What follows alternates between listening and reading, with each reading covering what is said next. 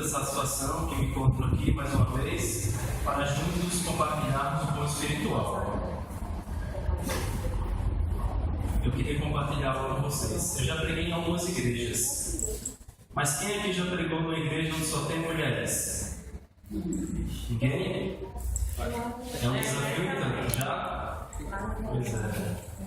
Nós pregadores pregamos em vários lugares, várias igrejas, mas pregar só para mulheres é difícil, porque você tem que selecionar bem o tema e você tem que se policiar o tempo todo, porque elas são mais exigentes do que os homens, convenhamos. Mas hoje eu não quero falar nisso.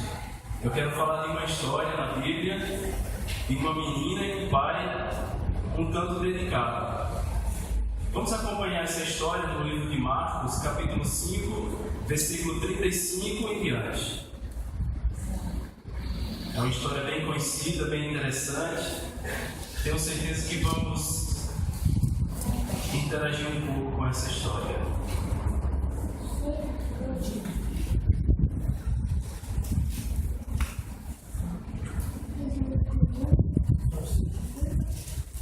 Nos acharam? Amém? Do jeito que estamos, vamos falar mais uma vez com o nosso Deus. Querido Deus, maravilhoso Pai, muito obrigado, Senhor, porque estamos aqui reunidos na Tua presença, a fim de honrar e glorificar o Teu santo nome. Perdoa, Senhor, os nossos pecados, as nossas falhas, que o Senhor, nesse momento, preencha o nosso espírito, Senhor, com o Teu Espírito, para que possamos sentir a Tua presença e escutar de bom grado essa palavra que o Senhor tem para transmitir e aplicá-la na nossa vida. Fica conosco, em nome de Jesus. Amém. 5:35 em diante, diz assim: Jesus ainda estava falando quando chegaram alguns empregados da casa de Jairo e disseram: Seu Jairo, a menina já morreu, não aborreça mais o mestre. Mas Jesus não se importou com a notícia e disse a Jairo: Não tenha medo, tenha fé.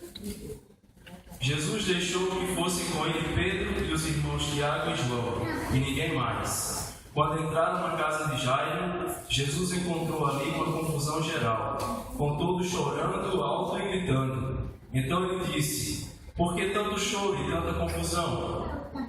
A menina não morreu, ela está dormindo. Então eles começaram a caçoar dele, mas Jesus mandou que todos saíssem e, junto com os 3 discípulos e os pais da menina, entrou no quarto onde ela estava. Pegou-a pela mão e disse: Talita cumi. Isto quer dizer: Menina, eu te digo, levanta-te. No mesmo instante, a menina, que tinha 12 anos, levantou-se e começou a andar, e todos ficaram muito admirados. Com certeza, essa é uma história que inspira fé e confiança. Mesmo que em momentos inoportunos, momentos complicados na nossa vida, momentos esses que tenhamos algumas vezes que passar por sofrimentos, angústias, aflições, essa história, ela nos conforta e nos inspira também uma confiança em que nós devemos tê-la sempre. Falar desse episódio aqui, é preciso que tenhamos um cuidado especial. Primeiro devemos descobrir alguns detalhes de Jairo. Quem era Jairo? Jairo era um homem inteligente, admirado, rico, era um homem muito respeitado na sua comunidade, era um profissional bem sucedido. Aparentemente ele tinha tudo que um homem desejava. Quem olhasse Jairo andando na rua pensaria: poxa, realmente esse homem é um homem muito feliz, porque ele tem um bom emprego, ele tem uma boa casa no melhor bairro, ele também tem uma boa família. E isso tudo, esses requisitos todos, faziam com que as pessoas pensassem realmente que esse homem era muito feliz. Porém, sua filha de 12 anos estava gravemente enferma, dias terríveis de medo e incerteza que aquela família passou. Agora todos se voltam para aquela situação em que a menina se encontra, e ali eles se preocupam e tentam resolver de alguma forma. O ser humano ele procura sempre meios para resolver sua situação. Por mais complicada que esteja a sua vida, ele sempre procura meios para resolver de qualquer forma. E naquele momento ali, de início, as pessoas começam a se preocupar, elas começam a clamar a Deus, começam também a relatar o episódio, e as pessoas que se achegam ali naquela casa começam também a se compadecer. Elas começam a se preocupar também, tentam dizer palavras de ânimo, palavras de conforto, e a família, por um momento, eles começam a se alimentar dessa esperança. Mas com o passar do tempo, a história nos conta que essa menina começou a adoecer e cada vez mais piorava a sua situação. Na verdade, todas essas coisas aconteceram com um propósito. Nós sabemos que Jesus, ele projeta meios para honrar o nome de Deus. E naquele instante ali, as pessoas que iam visitar aquela garota viam o sofrimento no rosto da família, via também o sofrimento daquela garotinha. Vamos voltar mais um pouquinho, ainda no livro de Marcos, capítulo 5, só que dessa vez no verso 22.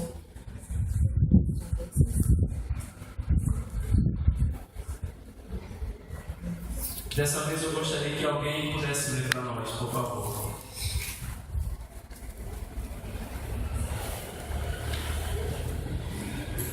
Chegou o chefe da sinagoga, chamado Jairo, e logo que viu a Jesus, lançou-lhes aos pés. Amém. Com certeza houve um momento na vida de Jairo onde ele sabia que a única saída para ele, para sua filhinha, para sua família era Jesus. Ele procurou todos os meios. Com certeza esse homem tinha os melhores médicos à sua disposição. Com certeza os melhores médicos daquele tempo eram do Sinédrio. E ele, como chefe da sinagoga, tinha sim os melhores à sua disposição. Porém, nenhum deles conseguiu resolver esse problema. E agora Jairo procura um meio melhor e mais eficaz. E esse meio era Jesus. Enquanto as pessoas começavam a desanimar, Jesus passava por aquele caminho ali, por aquela cidade, por aquele lugar. E agora Jairo, impossibilitado de qualquer coisa, recebe a notícia que Jesus está passando por ali. E sem demoras, ele abre a porta da sua casa e começa a correr bastante, até que ele se encontra com Jesus. Com certeza ele já havia escutado algumas histórias de Jesus. Com certeza ele sabia da fama de Jesus. Ele sabia que Jesus curava, ele sabia que Jesus andou sobre o mar, ele sabia que Jesus também fazia grandes maravilhas, como por exemplo a transformação da água em vinho, a multiplicação dos pães. Ele sabia que Jesus não era um homem comum. Ele sabia que Jesus era um homem excepcional. E uma das coisas que mais afetava a população daquele tempo era uma doença chamada lepra. E Jesus também curou. Um homem que podia fazer tais coisas, com certeza, tinha uma atenção muito mais refinada do que as outras pessoas. E Jairo, em seu muito amor de pai, não se conforma em ver aquela situação e agora corre aos pés de Jesus. Quando nós estamos perdendo algo que nós amamos tanto, que nós valorizamos tanto, normalmente nós queremos que essa coisa chamada tristeza vá embora e que a alegria venha. E algumas vezes nos submetemos a tantas coisas. Algumas vezes nos humilhamos, inclusive. Tem certas humilhações que realmente nos deixam para baixo. Olha só que contraste. Esse homem era rico, muito rico. Era um homem bem conceituado, inteligente e admirado por todas aquelas pessoas. Mas agora ele tem que se submeter a uma situação contrária a tudo que ele vivia. Esse homem agora teve que se rebaixar diante do Criador de todas as coisas. Jesus estava ali naquele momento. E Jesus mostrou para ele que mesmo Jesus andando com as pessoas humildes, com aquelas pessoas que não tinham valor nenhum aparentemente naquela sociedade, ele poderia fazer a diferença na vida das pessoas. Porque aquelas pessoas que andavam com Jesus, com certeza haviam mudado de vida. E Jairo, por outro lado, andava com os supostos poderosos da época.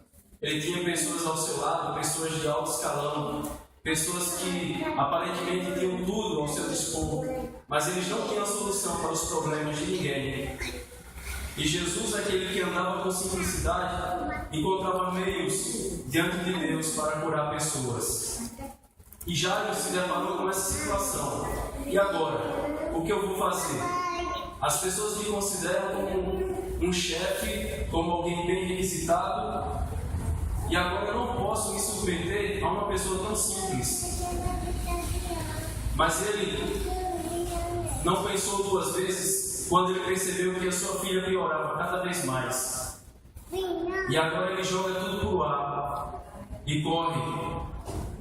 E a Bíblia diz que ele se ajoelha perante Jesus e confessa que Jesus é o único que pode restaurar sua filha. Interessante nessa história é que muitas vezes nós nos colocamos na vida desse homem. Você já parou para pensar que se em algum momento da sua vida você está perdendo alguém para o câncer, alguém para outras doenças terminais, como é que você se sente ou como você se sentiria? Eu já pensei nisso e realmente só em pensar já é doloroso. Agora imagina alguém que está inserido nesse episódio, nessa história.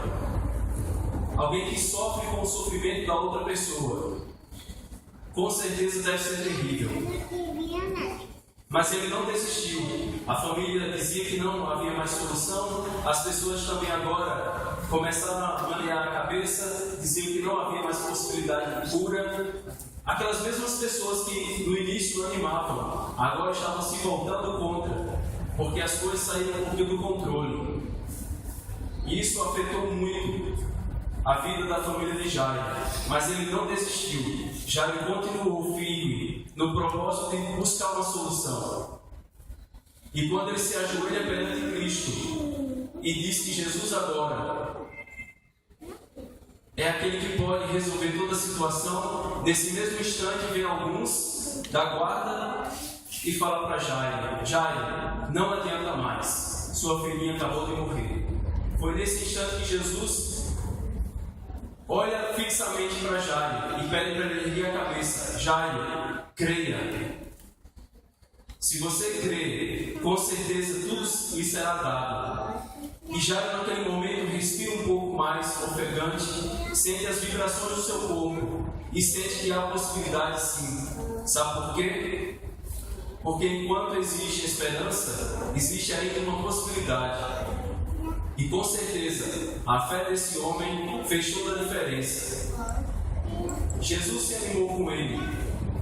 E ele também sentiu que Jesus estava entusiasmado. E Jesus agora se encaminha até o lugar em que esse homem morava.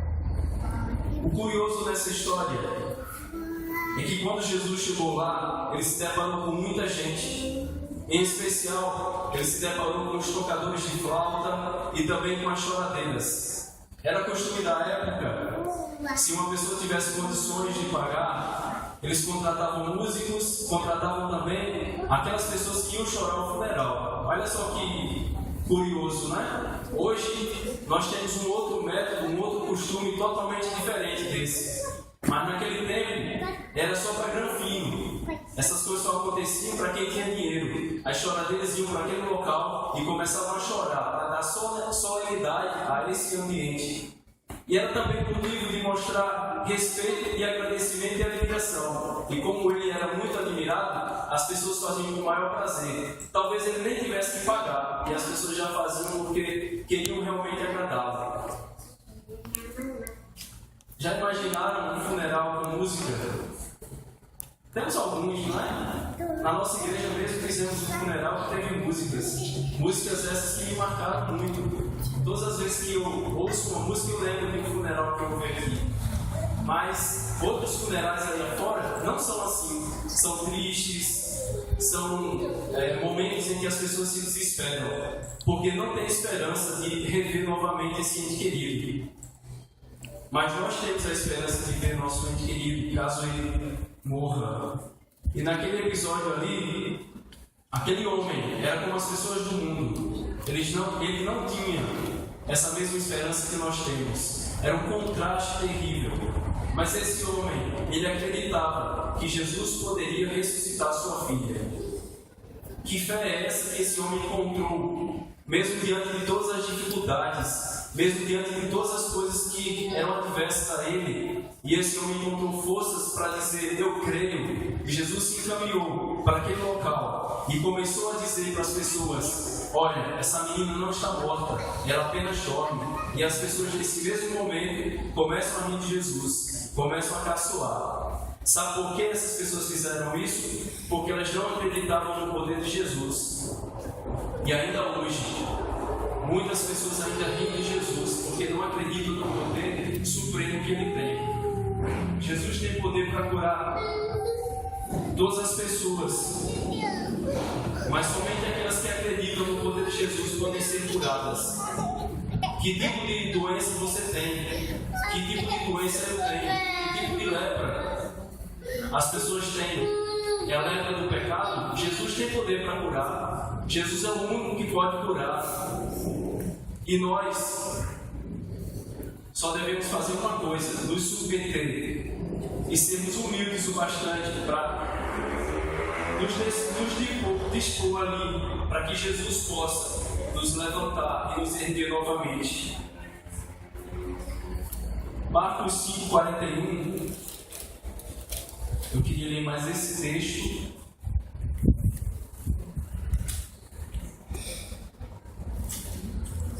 Eu gostaria que uma outra pessoa lesse, por favor. Tomando-a pela mão, disse: Talita cumi, que quer dizer: menina, eu te mando, levanta-te. Amém. A menina naquele mesmo instante reviveu. Olha que surpresa agradável deve ter sido para os pais. E as pessoas que não acreditavam em Jesus agora começaram a aplaudir, começaram a gritar eufóricos. E algumas pessoas, com certeza, saíram daquele local e foram procurar a igreja adventista mais próxima para celebrar aquele momento glorioso. Outras pessoas procuraram o PG mais próximo também para viver uma intensidade maior de alegria, compartilhando isso com as pessoas mais próximas. E outras pessoas tiveram ainda que permanecer ainda naquele local, celebrando essa grande vitória. Que o momento glorioso deve ter sido esse. Eu quero te dizer uma coisa, meu amigo. Nós temos muitas dificuldades hoje. Desde o momento que nascemos, já começamos a ter dificuldades, a ter problemas. Todos nós nos esforçamos, com certeza, e nos empenhamos também para resolver todos esses problemas. Uma coisa é certa: nós devemos procurar uma maneira para discernir o propósito desse momento. Será que isso é para a honra de Deus? Será que essas coisas servem apenas para nos posicionar na sociedade? Para adquirirmos status? Ou será que somos negligentes o bastante e não entendemos o real propósito de Cristo? Muitas vezes nós queremos dar um jeito em tudo, achamos que controlamos tudo. E algumas vezes nós pensamos que temos o melhor emprego, outras vezes nós pensamos que temos o melhor carro. Mas o que adianta ter tudo isso e não ter uma espiritualidade, uma vida dedicada a Cristo? Será que vamos nos contentar com as coisas medíocres dessa vida?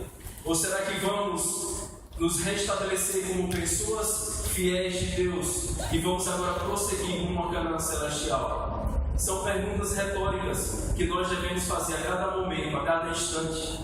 Porque se continuarmos não acreditando no poder de Jesus, vamos continuar rindo dele.